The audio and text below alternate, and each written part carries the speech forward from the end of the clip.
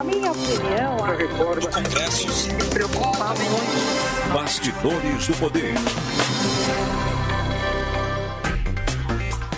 Olá, muito bom dia para todos vocês nesse domingão, dia 7 de novembro de 2021. Pessoal, tá cedo, mas o assunto tá muito interessante hoje no Bastidores do Poder. Certo, Rosemaria? Bom dia, Zezé, bom dia a todos. Bom, a semana foi uma semana bem quente, mas a gente puxou assuntos de um pouco mais atrás, de 10 dias mais ou menos atrás, quando o TSE deu uma decisão que, enfim, livrou a chapa Bolsonaro-Mourão da cassação por disparos em massa no WhatsApp, nas redes sociais, nas eleições passadas, para presidente da República. Mas o TSE, ele foi, assim, bem taxativo em relação ao que ele espera para o próximo ano, quando voltam as eleições para presidente, e disse que não vai tolerar aí, disparo em massa, fake news e tudo mais. O ministro do Supremo, que vai ser o presidente do TSE, disse que vai até prender gente. Então, para falar sobre isso, nós chamamos aqui o advogado especialista em direito eleitoral e constitucional, o Antônio Carlos de Freitas. Muito bom dia, Antônio Carlos. Ótimo dia, olá Rosa, olá Zezé. Um abraço a todos os espectadores do Bastidores do Poder, uma alegria imensa estar aqui. Muito obrigado pelo convite. Olha, o prazer é nosso em te receber. Antônio Carlos, a gente viu aquele julgamento, lá no TSE. De fato, a gente não esperava muita coisa. Ninguém esperava que a chapa fosse ser cassada, enfim, agora vamos ter novas eleições. Ninguém esperava nada disso. Mas, assim, os ministros, na opinião de muita gente, na minha que acompanhei, foi que eles foram, assim, bem ratinho, na hora de julgar isso daqui, tigrão em relação à história das próximas eleições. Você acompanhou o julgamento? Como é que você viu aquele julgamento no TSE? Acompanhei o julgamento, viu? Vamos dizer assim que a sua expressão retrata muito bem o julgamento. Embora tenha todo aquele discurso que não será tolerado, todo o apoio, toda a questão contrária a fake news, aos disparos em massa, no caso concreto foram julgadas improcedentes as ações de investigação judicial eleitoral. Então você teve uma improcedência, então o tribunal decidiu não ter a cassação da chapa Bolsonaro-Mourão, mas ao falar do futuro, falou com contundência que vai usar aí os rigores, que vai fazer todo o mais. Inclusive, você bem destacou a palavra do ministro Alexandre de Moraes, que será o futuro presidente do Tribunal Superior Eleitoral, até no sentido utilizando a palavra cadeia, enfim, com muito afinco, na verdade, viu, Rose e Zezé, na verdade, muito mais como um recado político do que um exercício da jurisdição, viu? Bom, vai lá, Rose. Não, na verdade, assim, eu consegui entender ali o que o Tribunal Superior colocou, mas eu acho que existe uma dificuldade em você fiscalizar essas benditas fake news que já viraram uma situação comum nas eleições. E o próprio tribunal tem tentado ali criar barreiras, mas eu acho difícil. Dentro da legislação, o que é que pode ser feito, por exemplo, contra os disparos em massa e como impedir que isso ocorra? Eu, na minha visão, acho que não vai acontecer, não vai ter esse impedimento, essa proibitividade em relação à remessa dessas fake news durante as eleições.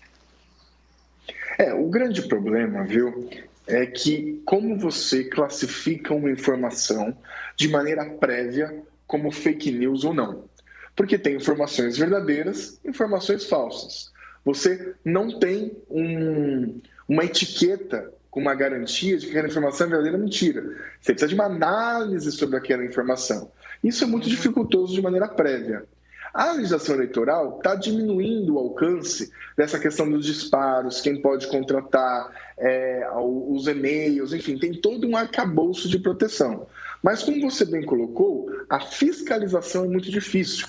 Os mecanismos, como são eletrônicos, enfim, são de difícil comprovação e de controle sobre isso. Então, realmente, este vai ser o maior desafio. O que os ministros colocaram, tanto o Alexandre de Moraes como o ministro Barroso, atual presidente do TSE, é que agora, diante deste fenômeno, a Justiça Eleitoral estaria se municiando de certos recursos, de certo aparato, para comprovar, para fiscalizar esse uso. Mas, na prática, ainda se tiver algum tipo de ocorrência ilegal, precisa ter todo o conjunto probatório. Mas um ponto de virada importante dessa decisão não é tanto essa fiscalização, que é uma promessa futura, mas um entendimento, firmar o entendimento de que este uso de rede social e esse disparo pode ser enquadrado como abuso de poder econômico, como uso indevido de comunicação social. Existia dúvida sobre isso, porque como a legislação eleitoral foi feita com os olhos da televisão e do rádio e dos jornais, estava muito focado nisso. Não tinha um consenso jurisprudencial se esta nova tecnologia, que é a rede social, que é o WhatsApp, o Instagram, seria classificado como abuso de poder econômico, seria classificado como uso indevido para fins do artigo 22, que é a cassação de mandato por abuso. Então, além de você ter esse controle dificultoso, qual que é o entendimento que virou? Olha, a pessoa pode, posteriormente, perder o mandato. O que não faz muito sentido quando você fala, não, vai ter isso, vai ter aquilo, precisa de um processo, vai precisar provar do mesmo jeito.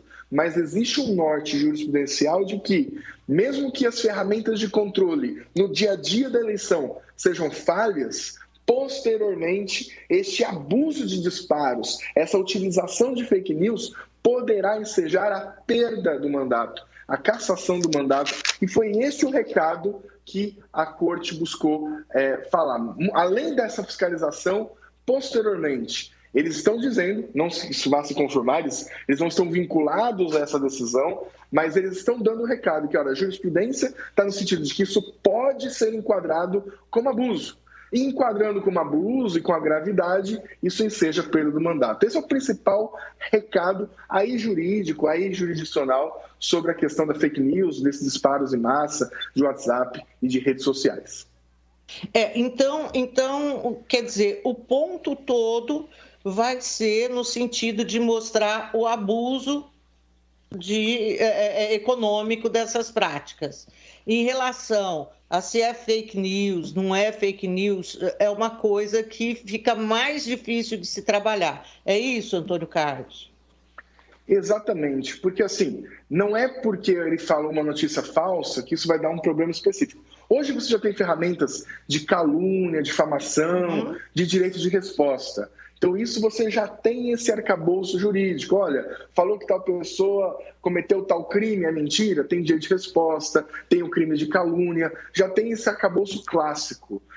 Mas o grande ponto de virada vão olhar como um todo a campanha. Olha, a sua campanha foi beneficiada por isso. Tal candidato, deputado estadual, deputado federal, senador, governador, presidente da República, foi beneficiado por esse abuso de disparos, por esse uso indevido da rede social, sanção, perda do mandato. Essa é a virada. Então, os candidatos, as suas campanhas, se olharem este aviso do TSE, se olharem com atenção esta virada jurisprudencial, vão ter que dar comandos para suas campanhas de utilização de maneira mais ética, de maneira mais comedida, de maneira mais legalizada desses disparos. Inclusive disparos de terceiros, enfim, vai ser uma eleição diferente. Toda essa questão eletrônica vai estar sob foco da Justiça Eleitoral, da Polícia Federal e dos adversários. Então, estamos numa eleição que vai ser muito importante para a gente entender todas as ferramentas criadas agora, em 2021, com essa decisão, esse aparato que a Justiça Eleitoral buscou, como vai funcionar. Essa é a nossa grande incógnita em 2022. É isso que eu ia te colocar para você. Quando a gente vê uma campanha eleitoral, a gente percebe que, apesar de você não ter, por parte da Justiça Eleitoral, uma fiscalização que possa, de fato, por exemplo, observar se a campanha é milionária ou não, porque a Justiça Eleitoral, ela faz a fiscalização e ela aplica a lei mediante denúncia ou de acordo com aquilo que o candidato entrega para ela nos seus relatórios de gastos, etc.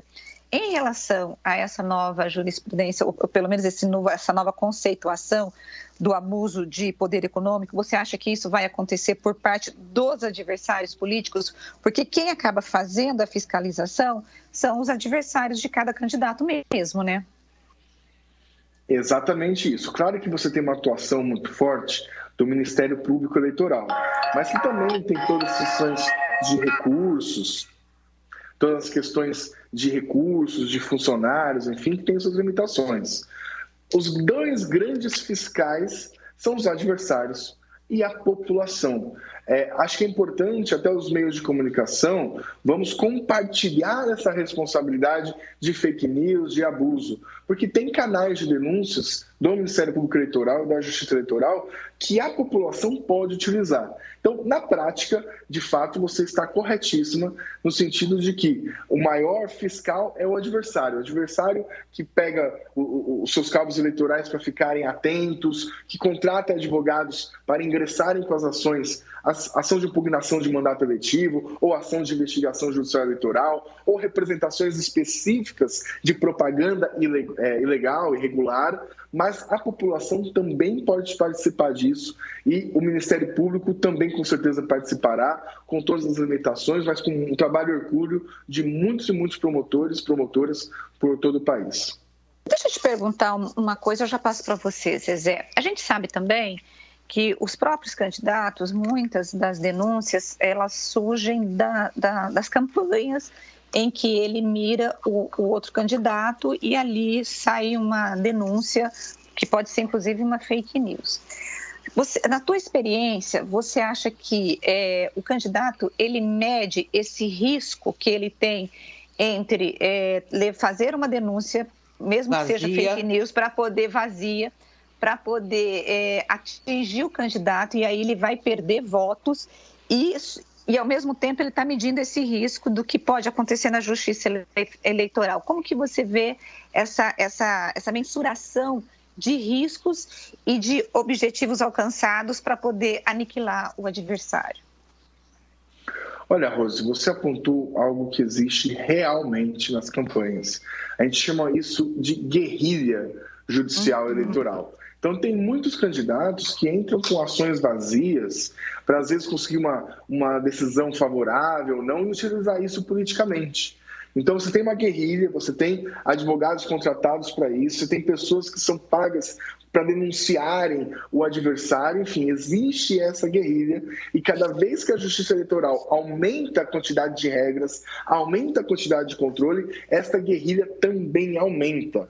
E aí você também tocou num ponto interessante. Os candidatos muitas vezes sabem as condutas irregulares, sabem os comportamentos irregulares, mas eles acabam assumindo o risco de conseguir o mandato e aí questionam na justiça, alguma questão às vezes de formalidade, enfim.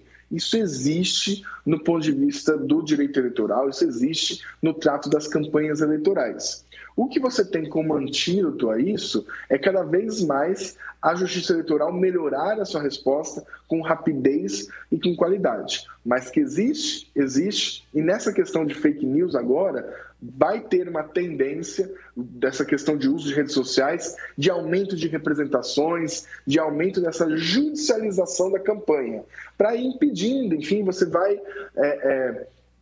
vamos colocar entre aspas, atirando no candidato, atirando na campanha, ele vai tendo que contratar mais advogado, enfim. Existe este jogo eleitoral, não eleitoral. A gente que cobre eleições há muito tempo, a gente percebe a escalada que vem tendo essas denúncias vazias e que acabam colocando a própria imprensa em saia justa muitas vezes. Por quê? Porque o cara, ele faz uma denúncia, o candidato faz uma denúncia, você claramente olha e fala, mas isso aqui não tem cara que se sustente, você vai atrás. E ele fica te cobrando, e a campanha fica te cobrando para dar a matéria, né? Para quê? Quanto mais você propagar aquilo ali, ainda que não seja verdade, né? Melhor para ele, porque ele vai ganhar votos nesse ínterim até que venha a decisão que aquilo seja suspenso, que não possa ser veiculado. Então, para a gente que cobre eleições, tem sido cada vez mais difícil nesse sentido, né, Rose? A gente escapar dessas armadilhas. Bom, mas... Eu vejo muito isso. Oi, só um apontamento. Às vezes eu já vi muito, por exemplo, o candidato pede para impugnar o adversário e pressiona a imprensa para botar a manchete, candidato tal impugnado. Muitas vezes eu olho, candidato impugnado, mas é só em trocação. E aí você tem uma repercussão midiática que vocês são induzidos a erro pelos candidatos ou são utilizados para pressionar, politizando algo que é corriqueiro na justiça eleitoral. É realmente um trabalho muito desafiador aí da mídia, principalmente essa mídia que tem credibilidade, que é televisiva, que é radiofônica, que precisa tocar nisso com grande afinco. Eu acho que a saída, essa história das redes sociais, ela impôs na imprensa um novo ritmo, inclusive de cobertura das eleições. A saída, pelo menos aqui no Grupo Bandeirantes de Campinas, o que a gente decidiu é o seguinte, é melhor você perder o furo do que você influenciar o resultado de uma eleição. E não ser usado pelos candidatos como massa de manobra para poder reproduzir talvez aquilo que seja do interesse dele. Então, essa é a saída que nós encontramos, mas é assim, a gente tem perdido muito tempo, Antônio Carlos, em checar a notícia, porque às vezes chega uma informação como verdadeira e essa é completamente mentirosa, e aí você perde um tempão para poder checar. E aí, quando você diz que é mentira, os eleitores não acreditam, porque eles já acreditaram naquela mentira. Então, assim, o alcance que as fake news têm é terrível. E outro dia eu estava entrevistando um especialista e ele disse o seguinte, os eleitores, eles acreditam naquilo que eles querem acreditar. Não importa se é mentira ou se é verdade, entendeu? E isso é mais nocivo ainda. Esse é o maior desafio da regulação da fake news. Eu tenho um estudo americano, depois eu posso até passar, eu esqueci qual que é a universidade, que a capacidade de propagação de uma fake news é 5 vezes maior do que uma notícia verdadeira. Pelo próprio jeito da fake news, ela tem uma capacidade de disseminação, de propagação muito maior. E aí o que acontece? Essas ferramentas clássicas que o direito tem, direito de resposta, indenização ou qualquer tipo de sanção posterior, elas não são suficientes. Porque depois que a informação chegou para o eleitor, aquilo você não consegue desver, né? Você não consegue desconverser. E acabam que fake news, não estou falando até na mídia, porque a mídia tem esses filtros, mas nas redes sociais que não tem esses filtros de profissionais como vocês, acabam virando verdade, influenciando o pleito. Isso é muito nocivo para a democracia. E o direito, nem a justiça eleitoral, criou mecanismos para isso. Esse é o grande debate. Como você protege a democracia de notícias falsas que você não consegue de antemão brecar, entre aspas, censurar, ou a censura é muito penosa também para a democracia, só que isso com interferência no pleito. Isso é algo que a sociedade precisa debater. Como eu vou criar essas agências de resposta? Como eu vou criar rapidez para impedir a propagação de notícias mentirosas que influenciam a democracia, que prejudicam o eleitor? Que eu tenho até uma frase que o eleitor ele sabe votar e que às vezes ele não tem a informação correta para votar bem. E na fake news, então, não é a informação correta. Ele acaba uma abundância de informações mentirosas, falaciosas, que vão induzir ele a erro. O próprio é incrível, porque o próprio texto jornalístico, ele não ajuda nisso, ele não ajuda porque você tem que contextualizar. Como é que você vai fazer um texto? Fulano não é ladrão. Mas quem falou que é ladrão? Você tem toda uma construção que torna o negócio longo e é lógico que não tem um apelo como tem quando você é incisivo naquilo que você está falando, né? Então, é complicado, mas eu acho que a gente está se aproximando, talvez, de uma resposta melhor que a gente dê para tudo isso, porque já está durando tempo demais, né, Antônio Carlos? A sociedade precisa se envolver, o judiciário está respondendo, mas temos que tomar cuidado também. Quem diz o que é verdade também é muito complexo, porque você pode ter, do outro lado, agentes, enfim, muito se questiona agora o poder que o Facebook, o WhatsApp está tendo de dizer o que é verdade e o que é mentira. Então, isso também é um outro problema que, se você se exceder no controle, você pode acabar criando um pré-julgamento, criando um outro tipo de interferência. A interferência do que é verdade, e aí você vai excluindo coisas que são versões, coisas que são opiniões políticas. Então, esse é o grande desafio. Temos que aumentar o controle, mas até que ponto a gente tem o controle? Mas que é o debate que é urgente, é urgente. Depois que nós tivemos a campanha de 18, como foi a última do Trump, que o Trump foi eleito, agora você teve atual presidente americano, que você teve uma resposta da sociedade. 2022 vai ser crucial para a sociedade mostrar como ela se auto-organiza, o judiciário mostrar que vai realmente sancionar a propagação de denúncias, de informações caluniosas, mentirosas. É um ano importante para a consolidação da nossa democracia. Nossa democracia está num importante teste da sua maturidade institucional, pelos advogados eleitoralistas, pela imprensa e pelos candidatos e pela sociedade, pelo eleitorado e pela população. Bom, Antônio Carlos, olha, adorei a entrevista, foi muito legal. Quero te agradecer muito por ter participado aqui conosco. E, olha, teu telefone está anotado aqui, viu, meu amigo?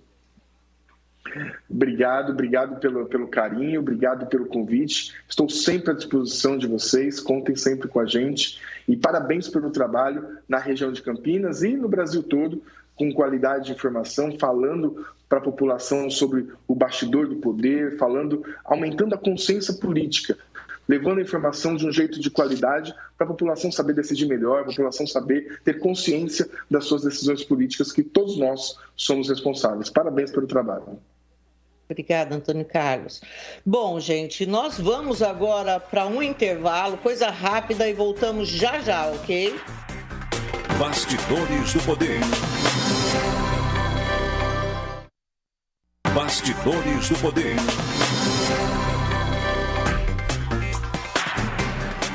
E nós estamos aqui de volta com o Bastidores do Poder.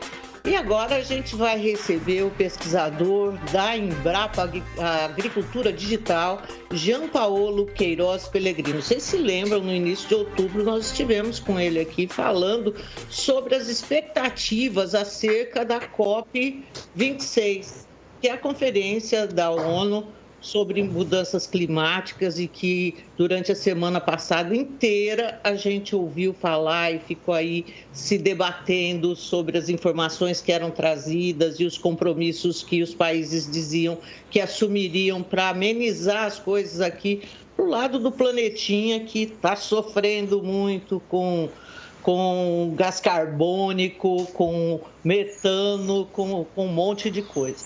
Bom, eu quero, então, dar bom dia para o Jean Paolo. Jean Paolo, obrigado por nos atender de novo. Bom dia, Zezé. Bom dia, Rose. Para mim é uma honra estar aqui de novo. Estou tentando colaborar com vocês para o entendimento do que é a COP e o que está acontecendo por lá, né? Pois é, Jean Paolo. Olha, promessas foram feitas. E eu vou quero que você fale para o nosso telespectador quais foram essas promessas feitas, principalmente a delegação brasileira, que estava lá representando o governo, inclusive, e quais as suas impressões acerca dessas promessas aí que foram feitas.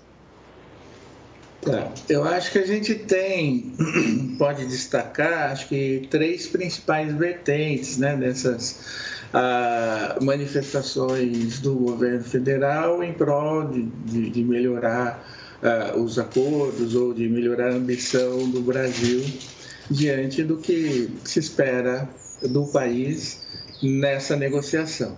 Então, a primeira vertente dela seria a NDC brasileira, que são aquelas contribuições nacionalmente determinadas em que o governo propôs alguns avanços, né? A segunda seria sobre um pacto sobre o metano, né? Um acordo que está sendo capitaneado aí já há algum tempo pelos Estados Unidos e que agora, no início da COP, ganhou força e ganhou adesão de vários países. E terceira vertente seria essa proposta de desmatamento zero, né? Ilegal zero, até 2028. Então, essas seriam as três principais vertentes, né? Claro, cada uma delas tem seus detalhes que a gente pode explorar aqui, né? Então, eu vou começar por uma coisa que eu achei assim, falei, vixe, como que o Brasil, sendo um dos maiores exportadores de carne do mundo, vai reduzir a emissão de gás metano? Sabe? Isso daí é uma coisa que me intrigou. Você me explica isso? Nós vamos criar gado em outro país? Vamos para o Uruguai, para a Argentina? Não é necessário, né, criar gado em outro lugar ou reduzir o nosso rebanho, mas sim aumentar a nossa eficiência na produção, né, aplicando metodologias e tecnologias avançadas, né, e melhorando a nossa produtividade, né? Então, tem nessa questão da redução do metano na pecuária, que é a principal contribuição brasileira, né? Ou seja, 76% das emissões, entre 72% a 76% das emissões de metano no Brasil são devidos à pecuária. Ou seja, então o nosso esforço tem que se concentrar aí, claro, sem deixar de reduzir também nas outras áreas de resíduos, de energia e tal. Uhum. Então, a gente tem 3 pilares de atuação tecnológica que permitem buscar essa redução da emissão. Lembrando que, antes de tocar nos 3 pilares, lembrando que esse pacto, esse acordo ainda não estabelece metas para o país, é uma porcentagem de redução de 30% no globo todo, né? Então não tem ali se é proporcional, se todo mundo tem que reduzir 30%, ou como é que seria essa distribuição, e também dentro dos setores, porque cada país tem uma principal atividade emissora de metano, né? E no Brasil, sendo a pecuária, os pilares são melhorar a dieta do gado de forma que não produza tanto metano, seja uma dieta mais digestiva, né? Com melhor digestibilidade. Outro ponto seria a eficiência da produção, ou seja, ter um tempo menor de abate, né? A gente tinha um abate, ou ainda tem em várias regiões, um abate de 4 anos ou mais, né? E reduzir esse tempo de abate, a gente já tem a média hoje no Brasil de 36 meses ou 3 anos, e ainda é possível reduzir esse tempo de abate para 2 anos até, né? Melhorando genética, melhorando a alimentação, pastagem, todo o conjunto do sistema de manejo. Ô, Jean Paulo, mas você da tem, produção assim, pecuária. Bom dia. Quando você fala de investir na produção, reduzir, por exemplo, o tempo de vida desse gado para você poder abater mais cedo e reduzir para 2 anos, tem países que já estão avançados nesse uso de tecnologia e que possam servir de exemplo para o Brasil? E como que é isso, como que é essa conversa com o setor, né? Eu sei que é um setor extremamente organizado, mas isso custa mais, precisa de investimentos, ou o produtor ganharia ao investir nessas tecnologias? A pecuária, ela tem uma característica muito interessante, né? Que ela se adequa a vários níveis tecnológicos, né? Gerando algum lucro para o produtor, né?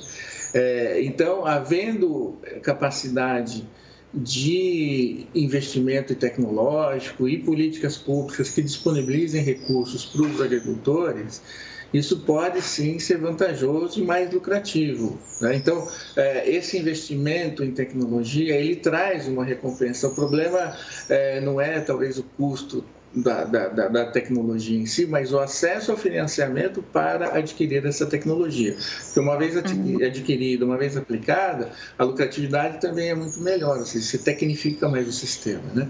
Então, eu acho que o ponto principal é esse, a gente trabalhar em políticas públicas que permitam com que o agricultor pequeno, médio, tenha também acesso a essas fontes de crédito e consigam adotar essa tecnologia que, por exemplo, está presente lá no Plano ABC. No Plano ABC você tem a proposta de ampliar o sistema da terminação intensiva, ou seja, ter um investimento maior na finalização, né, da engorda do gado, para que ele vá mais cedo para o abate. E aí, por que a gente insiste nessa questão do abate mais cedo? Porque enquanto o boi está vivo, e aquele efeito sanfona que emagrece na seca e depois engorda de novo nas águas, né?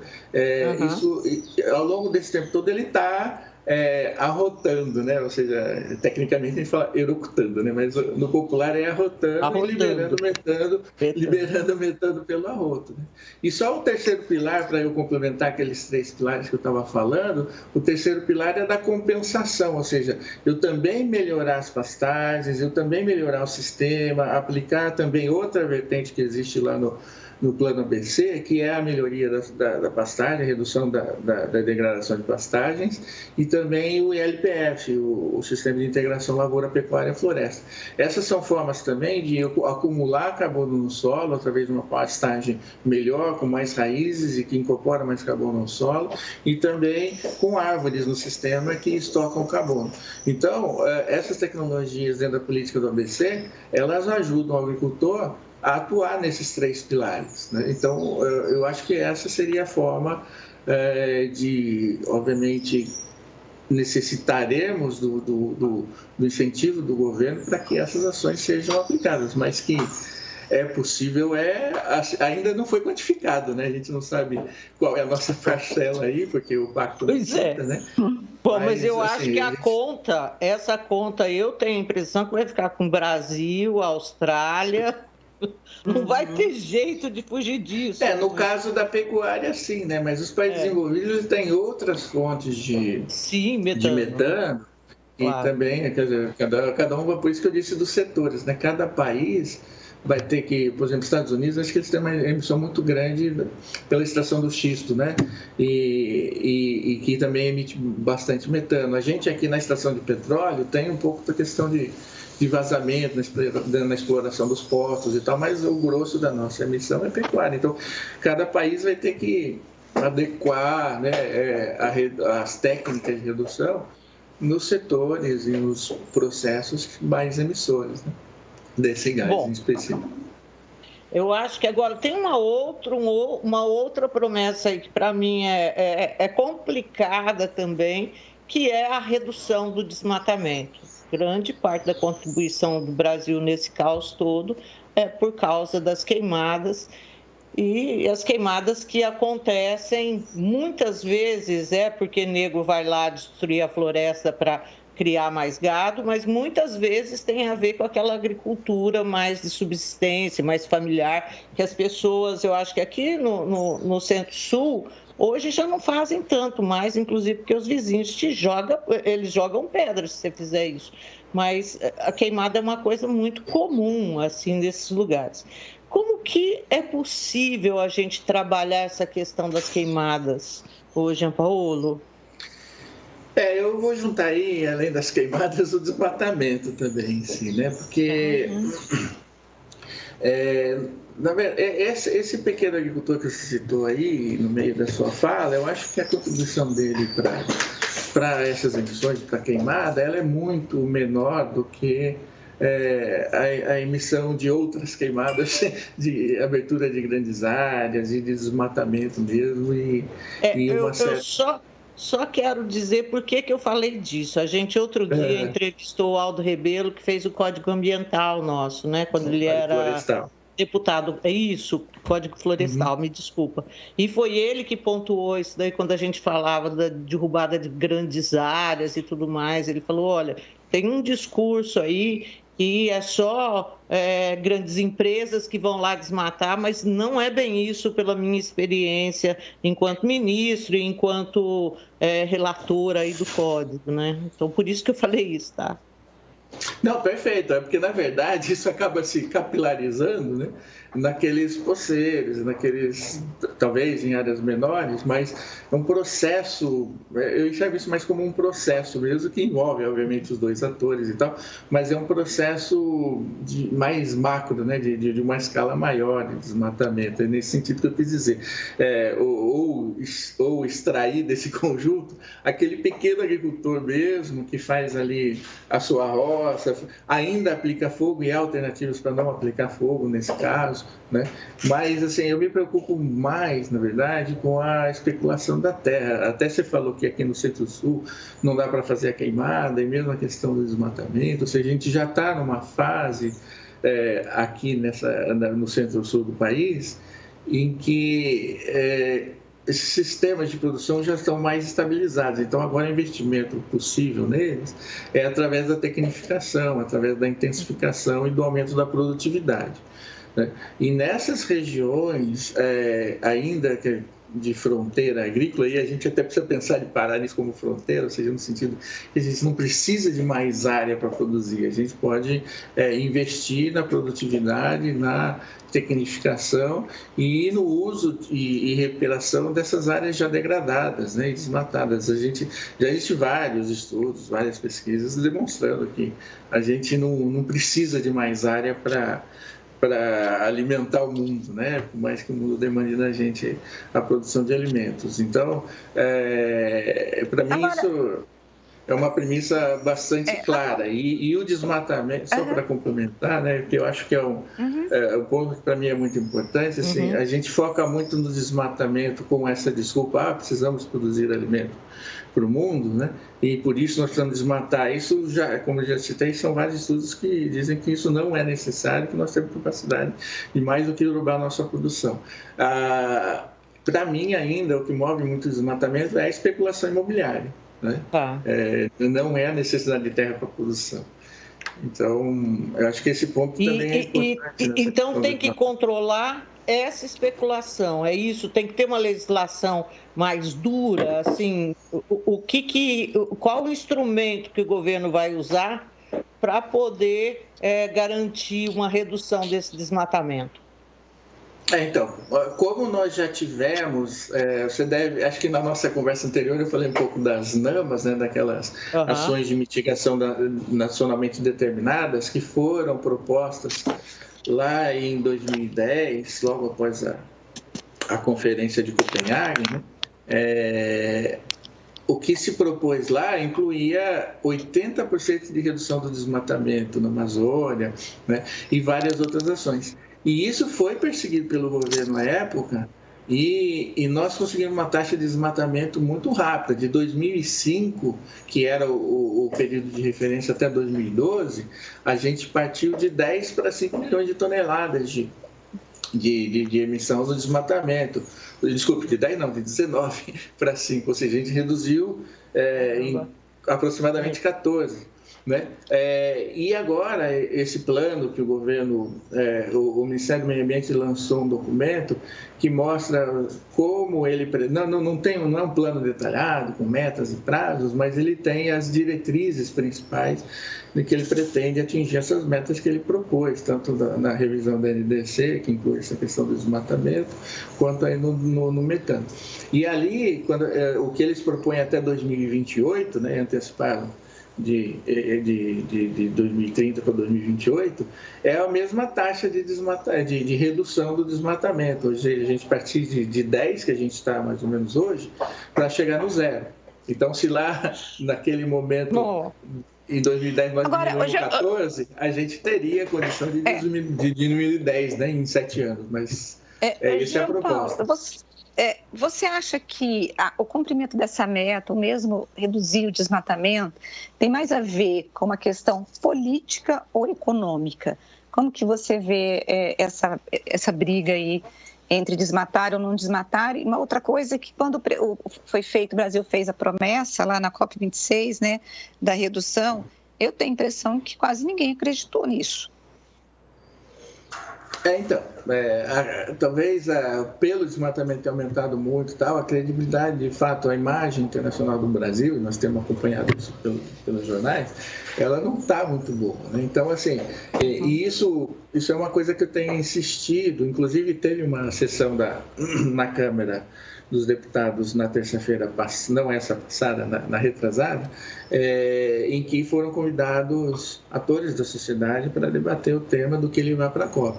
E o grosso, né, das reclamações ou das contribuições era no sentido de reduzir desmatamento e de melhorar a nossa NDC para níveis mais ambiciosos.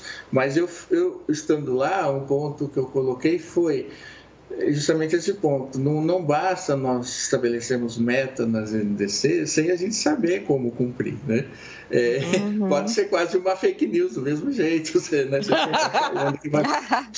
Se você não mostrar como fazer, né, o que tem a capacidade de fazer, o que tem um plano para atingir aquela meta, ele é só um número que eu estou colocando agora, né? Então, esse número tem que vir, na minha visão, até deveria vir precedido de uma discussão com a sociedade, de propostas e metas e prazos, um plano, de fato, de como chegar lá, e aí você está respaldado para apresentar aquela meta, né? Mas isso seria o ideal, né? E a gente sabe que nessas negociações nem sempre isso corre assim. Tem, como a Rose falou, lado político, lado econômico também, e tudo isso influencia nessas decisões, mas cedo ou tarde, ou seja, antes ou depois de ter anunciado a meta, nós temos que trabalhar nesse planejamento. E aí, nesse ponto, o investimento em ciência e tecnologia é essencial para que a gente consiga avançar e ter condições de atingir essa meta, né? Isso que eu ia te perguntar. Tem mesmo que cumprir a meta? Porque o que eu vejo é assim, teve o Acordo de Paris, já foram várias conferências dessas. Promete, não faz nada, não acontece nada também. Não, e mais que isso, Zezé, nenhum país quis se comprometer com datas, né? Por exemplo, quando a questão do carvão, da produção de energia por carvão, ninguém quis se comprometer lá, vamos acabar até o ano tal, porque o povo não quer cumprir. A impressão que eu tenho é essa. Porque ainda não tem uma fonte, né, de geração de energia que possa ser do tamanho da necessidade do mundo, né? Mas assim, agora, o desmatamento é uma outra coisa, eu acho. Mas se não cumprir, também está tudo bem. É essa sensação que eu tenho, Jean Paolo. Então, não está tudo bem, né? A gente sabe, a gente está vendo, como a gente já comentou, as pressões que o país sofre por aumentar seu desmatamento. Isso tem impacto financeiro, econômico, tal, né? Internacional, comércio internacional, como a gente já discutiu. E se você também, a gente vê, puxa, eles foram lá, não assumiram prazos ou, né, não tomaram uma decisão radical. Mas assim, a gente tem que entender que, na verdade, isso é uma proposta de um modelo da mudança no modelo de desenvolvimento dos países, né? Quando você fala para um país deixar de basear sua energia em carvão, em petróleo, e passar para energias alternativas, solar, eólica, de maré e outras, você tem todo um risco de assumir essa transição e você tem todo um processo de transição que tem que ser cumprido. Então, é arriscado para nós mesmos. Quando a gente assume reduzir metano, puxa, como é que nós vamos fazer, como a gente estava falando, como é que a gente vai fazer com a nossa produção pecuária? Então, a gente tem que se distanciar um pouco nesse sentido e olhar ao longo da história das COPs. Assim, a gente consegue identificar muitos progressos, muitos avanços. A gente já vê países europeus como a Alemanha, então, com uma matriz energética muito mais limpa, investindo de fato em energia alternativa e querendo se livrar do carvão e do petróleo, ainda não conseguiu. A questão dos veículos elétricos.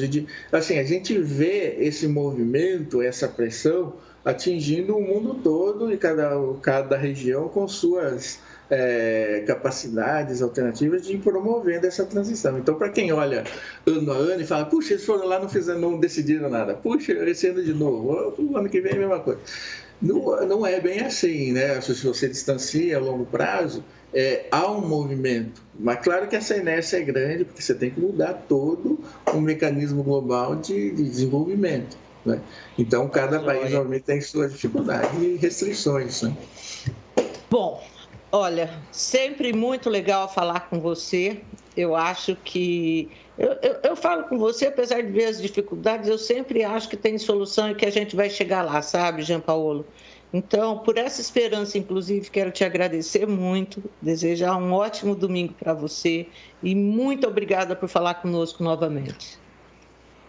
Eu que agradeço a oportunidade e essa mensagem de esperança, eu tenho essa intenção e talvez essa pretensão até, para a gente acreditar nesses movimentos. Esse processo da ONU é relativamente complexo, mas ele, ao longo do tempo, traz resultados e as nossas atividades aqui internas e discussões também são necessárias, né? Um processo alimenta o outro. E eu agradeço a oportunidade de discutir com vocês e fico sempre à disposição.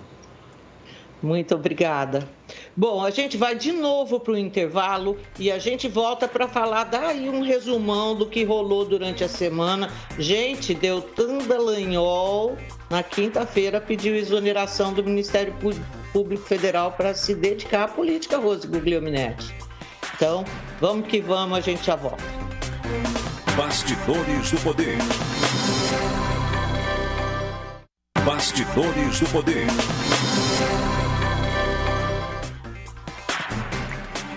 Pois é, pessoal, e nós estamos na reta final do programa Bastidores do Poder e não tem como não falar de um assunto, né, que abalou as estruturas da política lá em Brasília. O Moro, Sérgio Moro, que é o juiz, né, o grande protagonista da Lava Jato, a gente já vinha falando que ele seria o candidato à presidência da República pelo Podemos. Ele desembarcou em Brasília nesta semana para poder se reunir com as lideranças, teve jantar com deputados do PSL desmarcado, mas segue as reuniões. Mas o que mesmo deixou todo mundo de queixo caído foi a história do procurador, né, da Lava Jato, Deltan Dallagnol, ter pedido exoneração do Ministério Público para ser candidato às eleições do ano que vem. O que a gente entende de tudo isso, Zezé? Eu já vou passar para você. Os dois, né, o Sérgio Moro, quando ele aceitou ser ministro, ele disse que ele iria abrir mão da magistratura para poder tentar fazer um trabalho muito maior, de um alcance maior, para impedir, ou pelo menos para poder combater a corrupção. E o Deltan, que virou alvo, né, dos políticos querendo derrotá-lo no Conselho Nacional de Procuradores. E ele, o que eu estou entendendo é que esse movimento que ele faz é o seguinte: já que eu não posso vencer como um promotor, eu vou tentar entrar na política para poder tentar mudar essa política, essa forma de fazer política. Como que você viu a candidatura do Moro? E também agora a mais surpreendente é o Deltan pedindo exoneração e entrando aí para a vida política como candidato. Olha, Rose, eu acho que eles têm... Eu imagino, assim, as conversas já... Tá vendo? Eles queriam mesmo era fazer política, eles não queriam fazer justiça, nada disso, né? Aquela conversa que vem desde lá de 2014, então essa conversa vai continuar. Mas eu acho que os dois, assim, têm todo o direito de se candidatar, sim. E principalmente para defender o legado da Lava Jato.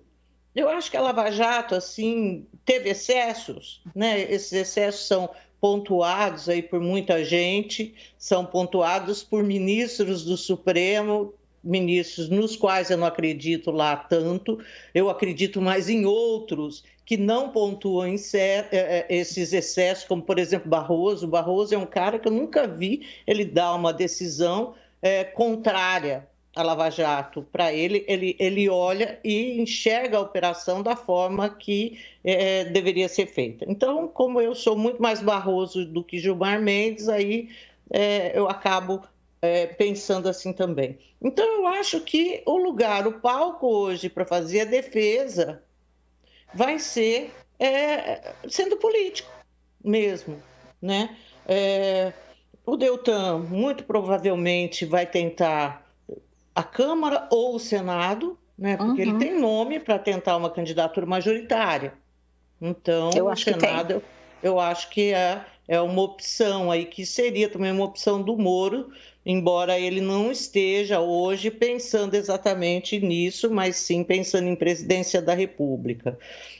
Não sei se ele chega ao segundo turno, não sei se ele tem gás para isso tudo, mas eu acho que é justo, porque o que nós vimos aqui da Lava Jato foi uma operação que pegou muito ladrão, que botou ladrão, colocou gente poderosa na cadeia, que fez devolver muito dinheiro, gente que vivia aí arrotando peru com dinheiro roubado das nossas estatais, né? Ficaram, não sei se pobres, mas perderam bastante status. Então, eu acho que é justo, viu, Rose? E do Moro, assim, o que me preocupa, e aí eu vou só colocar isso para você fazer uma análise depois. Eu só queria que você falasse rapidinho, porque eu quero falar de um outro assunto, que é Ciro Gomes, e a gente está quase chegando no final do programa.